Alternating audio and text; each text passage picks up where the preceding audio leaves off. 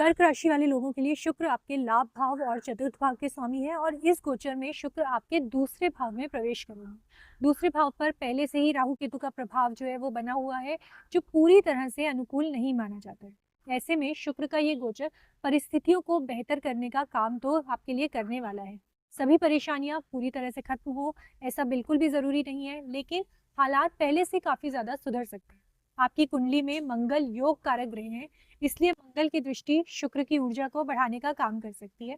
ये गोचर आपको नए कपड़े, आभूषण, अन्य सुख सुविधाओं की चीजें खरीदने का अवसर भी देगा। प्रयास करने पर इच्छाएं पूरी हो सकती हैं, ये आपके लिए सिचुएशंस बन रही है। आपकी रुचि संगीत, कला और साहित्य की ओर बढ़ सकती है। घर परिवार का माहौल बेहतर होता हुआ नजर आएगा। परिवार के साथ मनोरंजन या खुशियों के पल बिताने के अवसर भी आपको मिलेंगे। घर या रिश्तेदार में कोई शुभ काम होने के सहयोग भी बनते हुए दिखाई दे रहे हैं। सरकारी और प्रशासनिक मामलों में अच्छे परिणाम मिल सकते हैं। घर गृहस्थी से जुड़े मामलों में अनुकूलता आएगी। आप घर की सजावट और सुख सुविधाओं पर खर्च कर सकते हैं।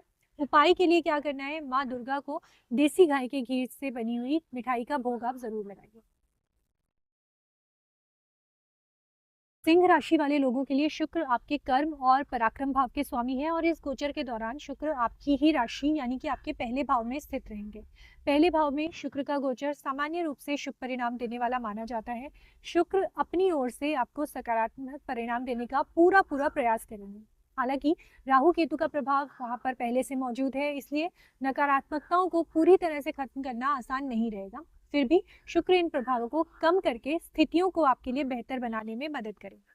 ये गोचर अनुभवी और वरिष्ठ लोगों के साथ आपके संबंधों को मजबूत कर सकता है। यात्राओं के अनुकूल योग आपके लिए बन रहे हैं। खासकर छोटी यात्राओं या फिर व्यापारिक यात्राओं से आपको लाभ भी मिल सकता है। राहु केतु के प्रभाव को देखते हुए महिलाओं और वरिष्ठ लोगों के साथ व्यवहार में मर्यादा बनाए रखना बहुत ज्यादा जरूरी रहेगा। जरूरत से ज्यादा खुलापन या सीमाएं भूलना आपको नुकसान दे सकता है। शिक्षा के क्षेत्र में ये गोचर अच्छे परिणाम आपको देने वाला है।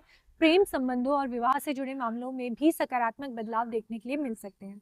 मनोरंजन और सुख सुविधाओं से जुड़े मामलों में भी ये समय अनुकूल रहने वाला है। उपाय के लिए क्या करना है, काली गाय की सेवा करना आपके लिए बहुत ही लाभकारी रहेगा। कन्या राशि वाले लोगों के लिए शुक्र आपके भाग्य भाव और दूसरे भाव के स्वामी है और इस गोचर में शुक्र सिंह राशि में रहकर आपके द्वादश भाव में गोचर करने वाले हैं। द्वादश भाव में शुक्र का जो गोचर है वो सामान्य रूप से शुभ माना जाता है। ये सुख सुविधाओं और भौतिक चीजों में वृद्धि कराने वाला देखा जाता है। केतु के साथ युति के कारण और राहु के प्रभाव के कारण शुक्र अपने पूरे शुभ परिणाम देने में थोड़े से कमजोर यहाँ पर रह सकते हैं। इसलिए इस गोचर के मिले जुले परिणाम मिलने की संभावनाएं आपके लिए बन रही है। क्योंकि धन भाव के स्वामी शुक्र द्वादश भाव में जा रहे हैं, इसलिए खर्चे इस टाइम पर बढ़ सकते हैं। हालांकि खर्चे जो हैं वो जरूरी कामों, सुख सुविधाओं या फिर लग्जरी चीजों पर हो सकते हैं। दूर की यात्राओं के लिए ये समय अच्छा रह सकता है।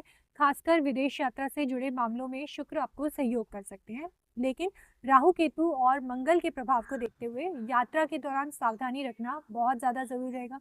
कम दूरी की यात्राओं या फिर अगर आप वाहन चलाते हैं तो सुरक्षा का ध्यान रखना आपके लिए जरूरी रहेगा। परिवार का कोई सदस्य दूर यात्रा पर जा सकता है। उपाय के लिए क्या करना है, विवाहित जातकों को अपनी पत्नी को और अविवाहितों को रिश्ते में भाभी समान किसी महिला को श्रृंगार का सामान जरूर भेंट कीजिए।